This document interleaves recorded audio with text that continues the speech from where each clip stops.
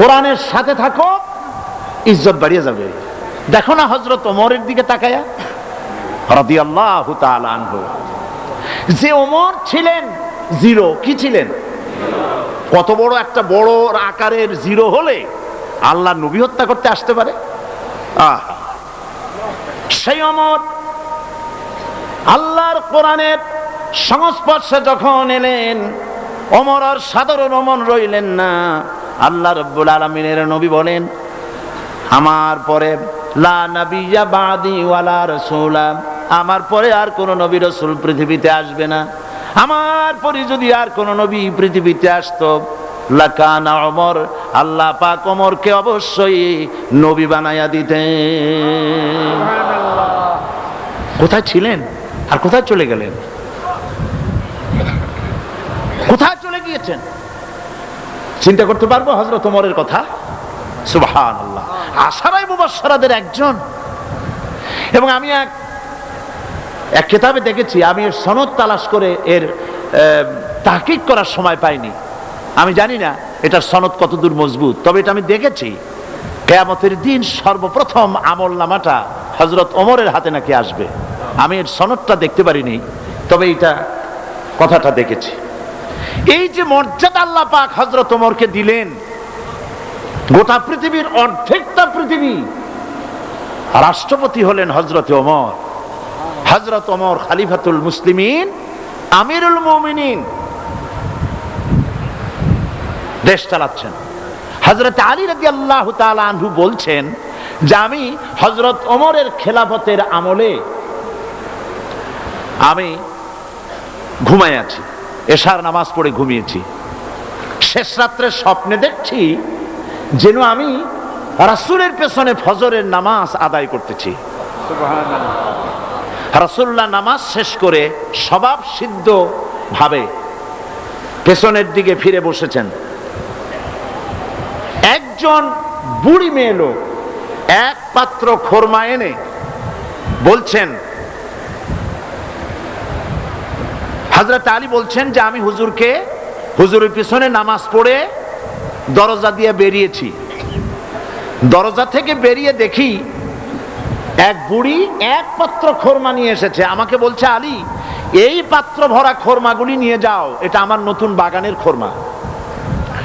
আর রাসূলুল্লাহকে নিয়ে আমার সালাম গিয়ে বলো, আর বলো যেন তিনি এই খোরমা থেকে নিজে খান এবং সাহাবায়ে কেরামদের মধ্যে যেন ডিস্ট্রিবিউট করে দেন। হযরত আলী তাই করলেন। রাসূল করিম সাল্লাল্লাহু আলাইহি ওয়াসাল্লাম খোরমার পাত্রটা হাতে নিয়ে সর্বপ্রথম একটি খোরমা তুলে হযরত আলীর হাতে দিলেন। হযরত আলী খোরমা মুখে দিয়ে চিবোতে লাগলেন। এত স্বাদ লাগলো, খোরমাটা চিবোচ্ছেন, এমন সময় ফজরের আজান কানে চলে গেছে, ঘুম ভেঙে গেছে। কিন্তু হযরত আলী বলছেন, ফজরের আজানে ঘুম ভাঙলো, কিন্তু আমার মুখের মধ্যে তখনও রাসূলের দেওয়া খোরমার স্বাদ আমি অনুভব করতেছিলাম। ওযু করে নামাজ পড়তে গেলাম, যে দেখি আমিরুল মুমিনিন হযরত ওমর ইমামতের জায়গায় দাঁড়িয়ে আছেন। নামাজ শেষ করলাম তার পেছনেই। নামাজ শেষ করে দরজা দিয়ে বেরোচ্ছি, অমনি দেখি এক মহিলা, এক বুড়ি এক পাত্র খোরমা নিয়ে হাজির। বলছে, আলী, এই খোরমাগুলি নিয়ে যাও, আমিরুল মুমিনিনকে বলো এগুলি আমার নতুন বাগানের খোরমা, তিনি যেন খান এবং আল্লাহর সাহাবীদের মধ্যে যেন ভাগ করে দেন। হযরত ওমর খোরমার পাত্রটা হাতে নিয়ে একটি খোরমা তুলে হযরত আলীর মুখে পুরে দিলেন। হযরত আলী খোরমাটা খেয়ে মজা লাগলো।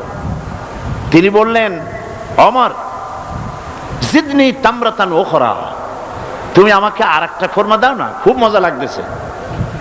অনেক খোরমা তো আছে, আমাকে একটা বেশি দিলে অসুবিধা হবে না, দাও না একটা খোরমা। হযরত ওমর বলছেন, ইয়া আলী, লাউ আন্না রাসূলুল্লাহ সাল্লাল্লাহু আলাইহি ওয়াসাল্লাম যাদাক লাজিদনাক।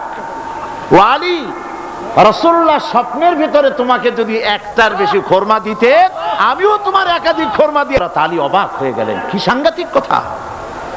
তিনি বলছেন, ইয়া আলী, ইয়া ওমর, আহিয়া রুইয়া রাআইতাহা আম গায়বুন ইত্তালাতা আলাইহি।